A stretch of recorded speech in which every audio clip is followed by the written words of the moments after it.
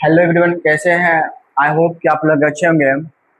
आपके अपने YouTube channel marks classes में स्वागत है। तो हमने जो पिछले दिन रिप्रोडक्शन चैप्टर को स्टार्ट किए थे, उस रिप्रोडक्शन चैप्टर में हम लोग 3 क्लास तक हम लोग कर चुके हैं। आज हम लोग लेकर आए हैं क्लास 4 को, यानी आज का हमारा जो क्लास होगा वो होगा, इसमें हम लोग सीखेंगे कि फ्लावर के बारे में, यानी फूल के बारे में, कि फूल में प्रजनन क्या होता है, प्रजनन कैसे होता है, प्रजनन के प्रकार, साथ ही उदाहरण देखेंगे फूल के कौन कौन से पार्ट्स होते हैं और उस पार्ट्स का क्या क्या कार्य होता है। जैसे हमारा फ्लावर है, इस फ्लावर के बारे में आज हम लोग क्या करेंगे, पढ़ने जा रहे हैं कि ये फ्लावर में किस प्रकार का जनन होता है ना।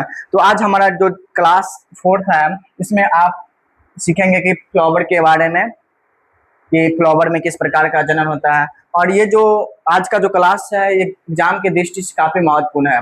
इस फ्लावर से ऑब्जेक्टिव के रूप में और सब्जेक्टिव के रूप में आपको एग्जाम में बहुत सारे क्वेश्चन पूछे जाते हैं। तो आप इस क्लास में कंटिन्यू इंटर तक बने रहेंगे, जिससे आपके आने वाले एग्जाम में किसी प्रकार की क्वेश्चन ना छूटे। चलिए हम लोग क्लास को स्टार्ट करते हैं। और हम लोग सबसे पहले जानेंगे कि जो हमारा फूल है, उस फूल के बारे में, कि फूल सबसे पहले तो हम लोग जानते हैं कि जो प्लांट होता है, पेड़ पौधा होता है, उस पेड़ पौधा के मुख्यतः कितने पार्ट्स होते हैं। कोई भी पेड़ पौधा है, उस मुख्यतः पेड़ पौधा जो होता है उसके मुख्यतः 5 पार्ट होते हैं। इसमें से हम लोग एक रूट के नाम जानते हैं। रूट जो हमारा मिट्टी के अंदर होते हैं, जिसको हिंदी में जड़ बोलेंगे। उसके बाद हम लोग स्टेम आता है, यानी हिंदी में बोलेंगे उसको तना बोलेंगे। फिर लीफ आता है, यानी पत्ती आता है। फिर फ्लावर आता है, यानी फूल। और उसके बाद हमारा लास्ट है फ्रूट, ये फल। ये 5 पार्ट्स होते हैं किसी भी प्लांट्स के। ये जो, लेकिन इन 5 पार्ट्स होते हैं, इन 5 पार्टों में हमारा जनन के लिए कौन सा अंग उत्तरदायित्व होता है। पौधा का क्या जड़ उत्तरदायित्व होता है, क्या हुआ हमारा तना है, पत्ती है, ये फल है, तो फूल है। तो इन सब में जो हमारा रिप्रोडक्शन के लिए महत्वपूर्ण जो अंग होते हैं, वह अंग हमारा कौन सा है, फ्लावर है। आपके सामने में दिख रहा है कि हमारे 2 फ्लावर लिया गया है। एक ये हमारा और दूसरा हमारा क्या है, ये फ्लावर है। तो सबसे पहले हम लोग जानते हैं कि पौधों में जो पुष्पी पौधा होता है, पुष्पी पौधा कहने का मतलब जो हमारे पुष्प का उत्पादन करते हैं, जो हमें फूल देते हैं, उस पौधे में लैंगिक जनन किस भाग में होता है और कैसे होता है।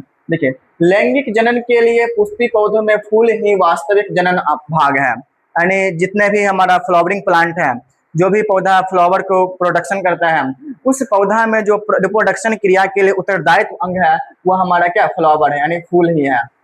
क्या है वो, फ्लावर है, फूल ही है। क्योंकि इसमें जनन अंग उपस्थित होते हैं, जो जनन क्रिया के लिए उत्तरदायित्व होते हैं, यानी आवश्यक होता है। यानी कहने का मतलब जो ये हमारा फ्लावर है, इसमें रिप्रोडक्टिव ऑर्गन उपस्थित होते हैं। जितने भी हमारा रिप्रोडक्टिव ऑर्गन है, इन रिप्रोडक्टिव ऑर्गन हमारा किसमें उपस्थित होता है, ये हमारा क्या, फ्लावर में उपस्थित होता है। इसलिए इस फ्लावर में हमारा क्या होता है, कि जनन की क्रिया करने के लिए आवश्यक सारी कंडीशन पाई जाती है। क्लियर। तो जो पौधा का, जो अगर पूछेगा ऑब्जेक्टिव है पौधा का रिप्रोडक्टिव ऑर्गन क्या है, तो हमको क्या लगाना है, पुष्प।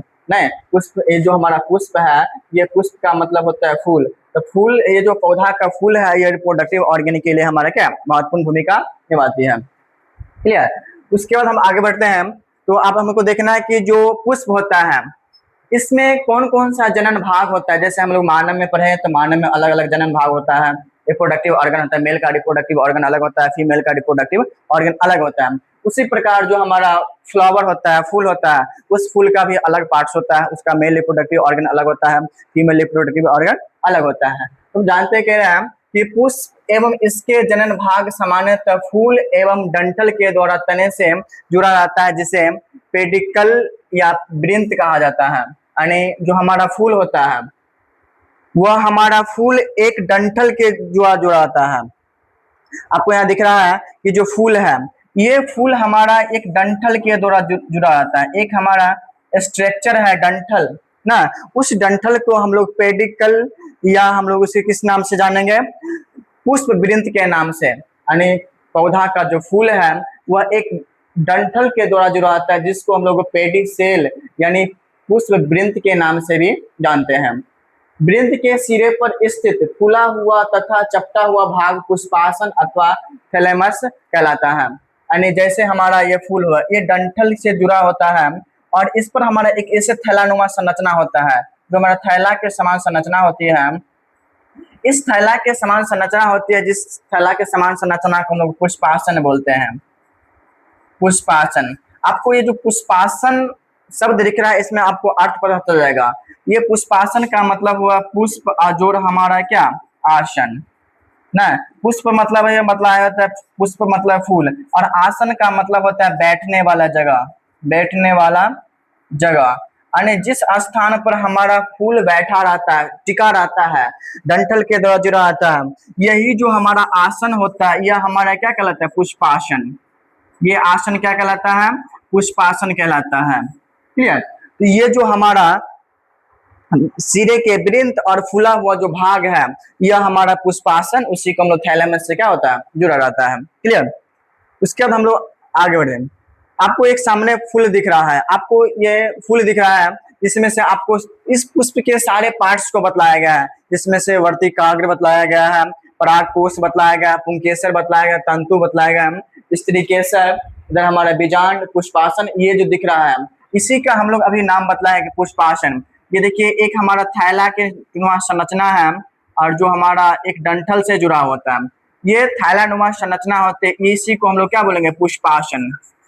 इसी को हम लोग क्या नाम से जानते हैं, पुष्पासन। और याद रखना है कि ऑब्जेक्टिव में अगर पूछेगा कि जो पौधा का फूल हुआ और डंठल किस आसन से जुड़ा रहता है, तो आपको याद रखना ये पुष्पासन से जुड़ा हुआ है। क्लियर। ये बात बाकी सारे देखें, इसका पत्ती के बारे में दिया गया है। इसके बाद इसके बारे में हम लोग जानेंगे कि इसमें क्या क्या भाग होता है। चलिए, अब जो एक फूल होता है, उस फूल में मुख्यतः 4 जो हमारा दल होते हैं, कुछ पत्र होते हैं, ठीक ना।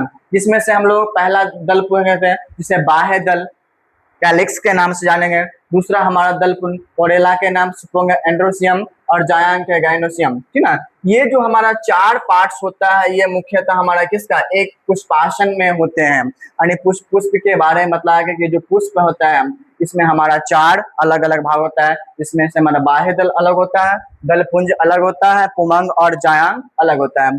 इसी में से आपको पता चल जाएगा कि इसमें से कौन सा हमारे पुष्प हमारा जो भाग है, इसमें से हमारा पुमंग क्या ये फीमेल रिप्रोडक्टिव ऑर्गन है या मेल रिप्रोडक्टिव ऑर्गन है, जायांग हमारा फीमेल रिप्रोडक्टिव है या मेल रिप्रोडक्टिव है। तो आगे इसके बाद में आपको पता चल जाएगा कि ये जो किस प्रकार का है। तो आपको याद रखना है कि जो एक पुष्प होता है, उस पुष्प का हमारा कितने आसन होता है, तो हमारा कितने भाग होता है, उसमें 4 भाग याद रखना है कि जो हमारा पुष्प होते हैं, उसमें 4 ही हमारा भाग होता है। जिसमें से बाह्य दल अलग हुआ, दलपुंज अलग हुआ, पुमांग अलग हुआ, और जायांग अलग अलग भाग होते हैं। चलिए आपको ये दिख रहा है एक फ्लावर अच्छा से, जिसमें से हम लोग पहले जानेंगे कि पुमंग के बारे में। ये पुमंग होता क्या है, किसको हम लोग क्या बोलेंगे, ये क्या ये मेल का रिप्रोडक्टिव ऑर्गन है या फीमेल का रिप्रोडक्टिव ऑर्गन है, इसके बारे में जानते हैं कि पुमंग यह पुष्प का नर भाग है। अब यहाँ पर आपको पता चल गया कि जो हमारा पुमंग है, पुमंग ये हमारा मेल का है। किसका मेल का है, मतलब ये जो फूल होता है, फूल में भी हमारा मेल अलग होता है, फीमेल अलग होता है। तो ये जो जिस प्रकार मानव में होता है, जीव जंतु में होता है, मेल अलग होता है, फीमेल अलग होता है, उसी प्रकार फूल में भी होता है। फूल का नर भाग अलग होता है, मादा भाग अलग होता है। तो ये जो पुष्प, ये पुमंग है, ये याद रखना आपको, ये पुष्प का जो फूल का होता है वह नर भाग होता है, यानी मेल का होता है, जिससे कई लंबी लंबी नलिकाएं होती है, जिन्हें पुंकेसर यानी एस्टामेन के नाम से जानते हैं। यानी इस पुमंग में बहुत सारे लंबी लंबी नलिका होती है, जिसे हमें एस्टामेन के नाम से जानते हैं। एस्टामेन हिंदी में हम लोग क्या बोले, पुंकेसर के नाम से जानेंगे। आपको यहाँ पर फूल दिख रहा है, और ये जो आपको एक थैले नुमा संरचना है, इसको हम लोग क्या बोले थे, पुष्पासन, पुष्पासन। और ये जो डंठल है, इस डंठल को हम लोग बोले थे वृंत के नाम से जानते हैं। किसके नाम से, और इसमें आपको दिख रहा है कि जो पार्ट होता है, बहुत लंबी लंबी नलिका होती है, दिख रहा है आपको, ये सब दिख रहा है इस तरह से। यही जो हमारा पार्ट्स होता है, इस पार्ट्स का हम लोग नाम देते हैं एस्टामेन।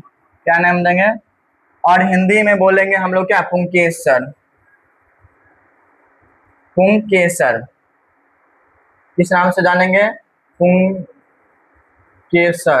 अरे हिंदी में हम लोग बोलेंगे पुंकेसर और इंग्लिश में एस्टामेन।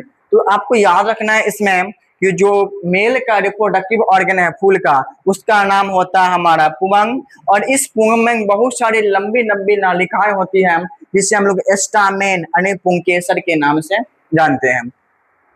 उस फूल का वास्तविक नर भाग पुंकेसर में ही रहता है। अब ये बात आपको याद रखना है, जो फूल होता है उस फूल का जो हमारा नर भाग होता है, नर भाग यानी मेल रिप्रोडक्टिव, हमारा जो रिप्रोडक्टिव ऑर्गन होता है, रिप्रोडक्टिव ऑर्गन, ये किसमें स्थित होता है? तो याद रखना है कि ये जो हमारा पुंकेसर होता है, इस पुंकेसर में ये जो हमारा क्या होता है, स्थित रहते हैं। आप समझ गए कि ये जो फूल है, ये फूल का जो हमारा नर भाग है पुंकेसर कहलाता है। पुंकेसर में बहुत सारी लंबी लंबी नालिकाएं होती है, उसे किस नाम से जानते हैं? स्टैमेन यानी पुंकेसर के। फूल का नर भाग किसमें स्थित है? पुंकेसर में। क्या यहाँ तक आपको समझ में आया? अगर समझ में आएगा तो वीडियो को जरूर लाइक कीजिएगा और कमेंट बॉक्स में जरूर बताइएगा कि अपनी प्रतिक्रिया दीजिएगा कि ये जो हमको ये यहाँ तक क्या है कॉन्सेप्ट क्लियर हो गया है। फिर हम लोग आगे बढ़ेंगे, तो आगे बढ़ने के क्रम में जो दिखेगा फूल, तो आपको यह दिख रहा है ये जो हमारा ये सब भाग है, ये हमारा कौन सा भाग है? पुमंग है। चलिए, पुमंग के बाद हम लोग जब आगे बढ़ेंगे तो पुंकेसर के मुख्यतः जो भाग होते हैं वो अलग अलग भागों में बटा होता है। पुंकेसर भी भाग अलग होता है। इसमें से हम लोग पढ़ेंगे कि तंतु यानी फिलामेंट, और दूसरा का नाम हमारा परागकोश यानी एंथर। यानी हम लोग मेल का जो ऑर्गन पढ़े थे जिसका नाम था पुमंग, उस पुमंग का भाग हो गया हमारा, लंबी लंबी नलिका होते हैं, उसका भाग हो गया हमारा क्या? पुंकेसर। अब उस पुंकेसर में भी अलग अलग भाग होता है, जिसमें मुख्यतः दो भाग के बारे में बतलाया गया है। एक का नाम बतलाया गया तंतु यानी फिलामेंट के बारे में, और दूसरा जो भाग होता है उसका नाम बतलाया गया हमारा क्या? परागकोश यानी एंथर के नाम बारे में बताया। किसके बारे में बताया गया? एंथर के बारे में। यह लचीला, पतला, लंबा तथा डोरे के समान होता है और पुष्पासन से जुड़ा होता है। कहने का मतलब ये जो हमारा फिलामेंट है, तंतु है, यह हमारा एक लचीला, लचीला का मतलब जिसका हमारा इलास्टिक होता है, पतला, लंबा तथा डोरे के समान यानी एक धागा के समान। डोरा मतलब यानी धागा के समान इसकी क्या होती है? संरचना होती है। धागा के समान संरचना होती है। आपको दिख रहा है कि ये जो एक फ्लावर है, ये हमारा, इस फ्लावर में हमको दिख रहा है कि ये हमारा तंतु कहाँ से दिख रहे हैं। तो देखिए ये जो हमारा फिलामेंट है, ये हमारा क्या हो गया? ये थैलेमस हो गया, नहीं पुष्पासन हो गया। इस पुष्पासन से आपको दिख रहा है कि बहुत सारे हमारा एक धागे के समान संरचना चारों तरफ से हमारा क्या हुआ? जुड़ा हुआ है।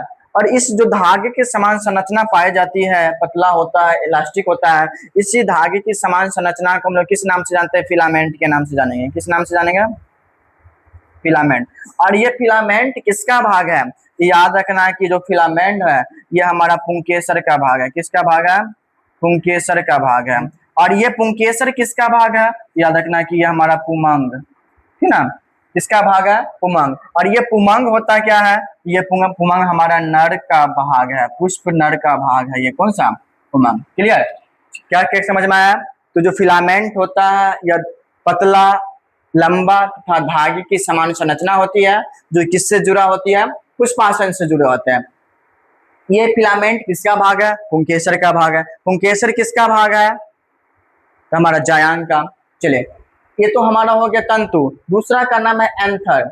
एंथर यह तंतु के अग्रभाग, अग्र का मतलब होता है आगे, आगे वाला भाग, आगे वाला भाग में अवस्थित रहता है। यानी जो हमारा फिलामेंट हो गया, तंतु हो गया, जैसे आपको इस फिगर में दिख रहा है कि यहाँ से हमारा एक पतला नुमा धागे के समान संरचना गया है और ऊपर में थोड़ा गोलाकार संरचना पाया था। सब में देखने को मिला, इसमें भी देखने को मिला, ऊपर में गोलानुमा संरचना पाया था। इसका तंतु गया, यहाँ पर गोलानुमा संरचना है, इसका तंतु गया, एक हमारा संरचना है। तो जो फिलामेंट के ऊपर में आगे वाला जो भाग होता है, ऊपरी भाग होता है, उसी को हम लोग क्या नाम से जानते हैं? एंथर के नाम से जानते हैं।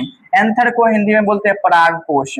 अब इसी में हमारा क्या रहता है कि परागन रहता है, नेक्टर रहता है, मकरंद रहता है। जो नेक्टर, नेक्टर समझते हैं? नेक्टर का मतलब क्या है? नेक्टर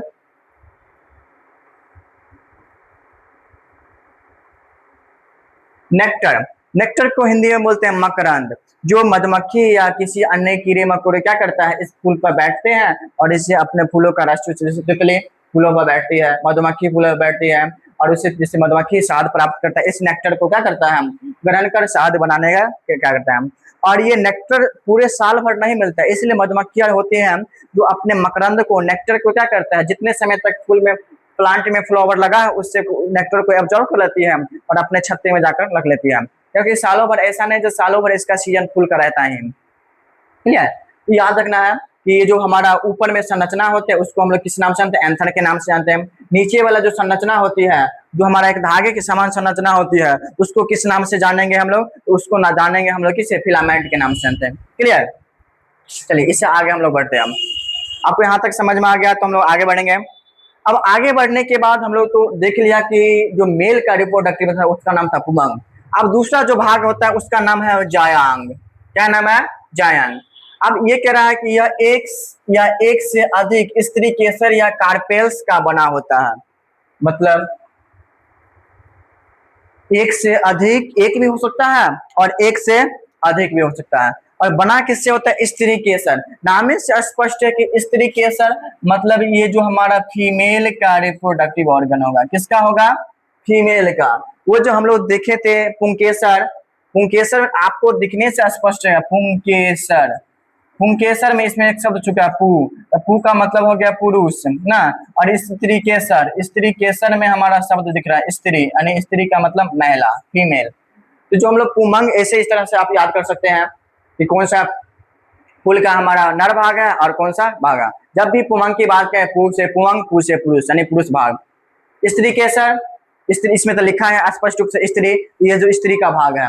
अब कह रहा है कि जो हमारा भाग है यह हमारा पौधा का जो फूल होता है उस फूल का मादा भाग है। मादा का मतलब हमारा फीमेल का जो पार्ट है, किसका पार्ट है, ये फीमेल रिप्रोडक्टिव ऑर्गन है। तो ऑब्जेक्टिव के यहाँ दो आपको याद रखना पड़ेगा, फीमेल का रिप्रोडक्टिव ऑर्गन क्या है, फीमेल का रिप्रोडक्टिव ऑर्गन क्या है। ये एग्जाम की दृष्टि से आपको ऑब्जेक्टिव के तौर पे याद करना है।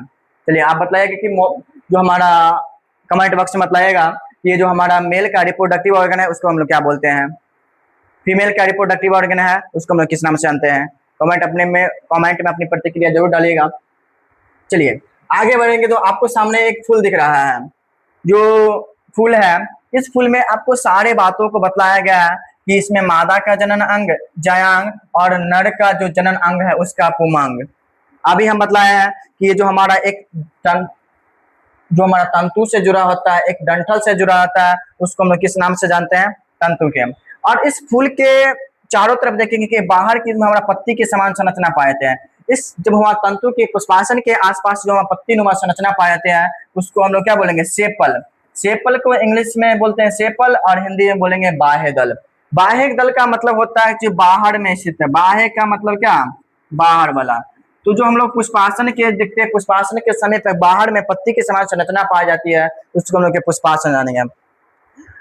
उसके बाद हम लोग देखते हैं कि पुष्पासन के बीच में हमारा एक गोलाकार संरचना पाते हैं, अंडक के समान संरचना, इस तरह से देखते हैं। ये इसको हम लोग बोलते हैं ओवुल और हिंदी में बोलते हैं अंड, मतलब अंड कोशिका, अंडक के समान कोशिका पाते हैं। क्लियर। फिर हम लोग देखते हैं कि उसके जब से उस पासन जाते हैं तो हमारा एक धागे के समान संरचना पाई जाती है, इसी को हम लोग बोलते हैं, क्या बोले थे अभी आपने बताया था, इसके किस नाम से जानते हैं, अपने कमेंट में बताइए तो किस नाम से जानते हैं। चलिए उसके बाद हम लोग देखते हैं कि ऊपर में हमारा गोलाकार संरचना है जिसको हम लोग एंथर के नाम से बताया कि एंथर के ऊपर में जो हमारा पार्ट होता है इसको परागकोश यानी एंथर के नाम से जानते हैं।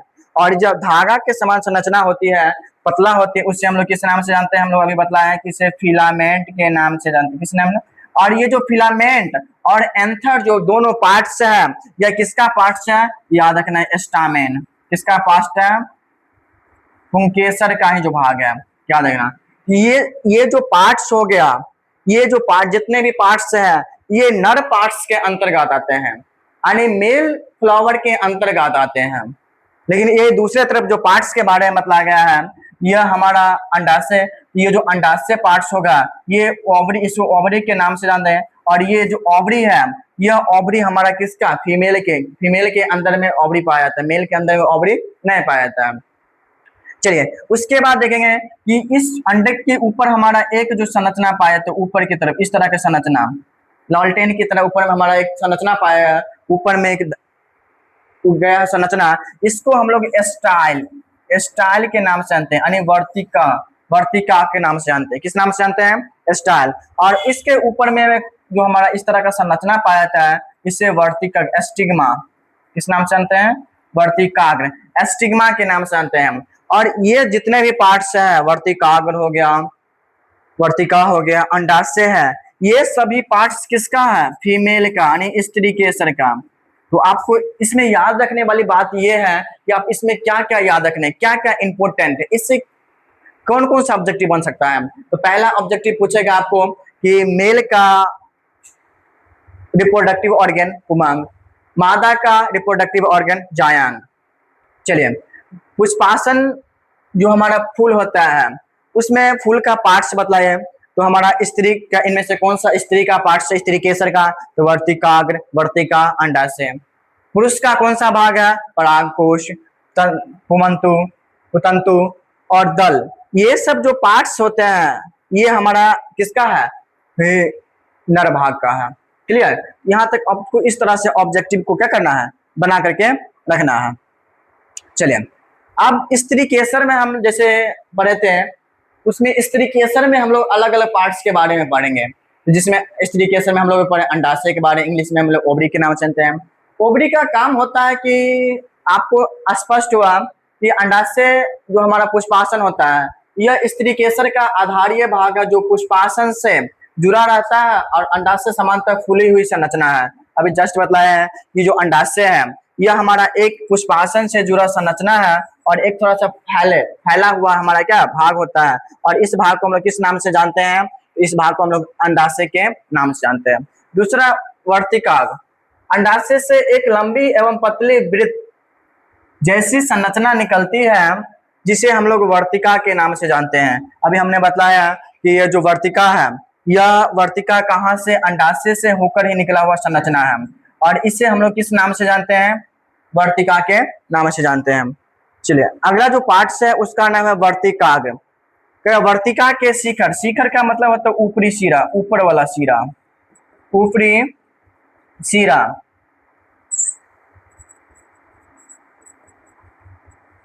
ऊपरी सिरा पर फूली हुई छोटी चिपचिपा रचना होती है जिसे वर्तिकाग्र कहते हैं, वर्तिकाग्र कहते हैं। मतलब चिपचिपा, उसे हाथ से अगर हम लोग पकड़ के देखेंगे तो हमारा लस लस चिपचिपा करेगा, लसलसा करेगा। लसलसा हमारा क्या होता है? एक इस पर द्रव पाया जाता है, लिक्विड पाया जाता है जो हमारा क्या करता है? ये स्थित कहाँ होता है? वर्तिकाग्र के ऊपर हमारा क्या होता है? स्थित रहता है। तो इसमें आपको दिख रहा है कि जो प्लांट होता है इस प्लांट्स के जो हमारा वर्त इस पर हमारा एक चिपचिपा द्रव पाया जाता है, लसलसा,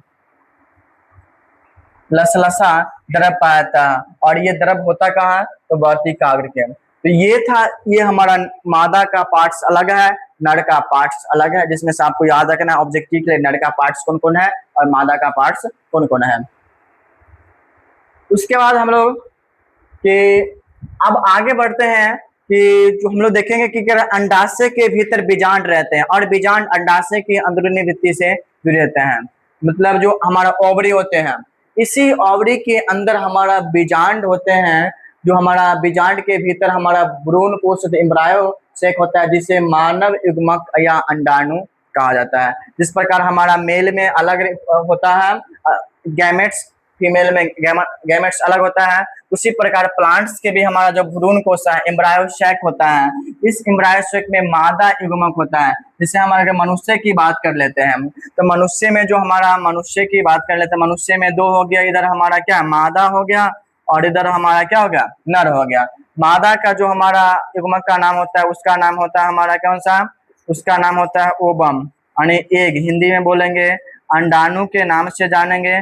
और जो हमारा नर होता है, मेल होता है, इस मेल में हमारा क्या होता है? स्पर्म होता है, जिसे हम लोग शुक्राणु के नाम से क्या करते हैं? जानते हैं। किस नाम से जानते हैं? शुक्राणु के नाम से जानेंगे। तो उसी प्रकार हमारा जो मेल होता है फ्लावर और फीमेल फ्लावर होता है उसमें भी हमारा क्या होता है? अलग अलग होता है। जिसमें से बात करा कि युग्मक जो है जिसे हम लोग क्या अंडाणु, यानी युग्मक बोले या अंडाणु बोले, ये आपको दिख रहा है कि फिगर में हमारा जो बीजांड है, ये हमारा बीजांड की संरचना दिखाया गया है।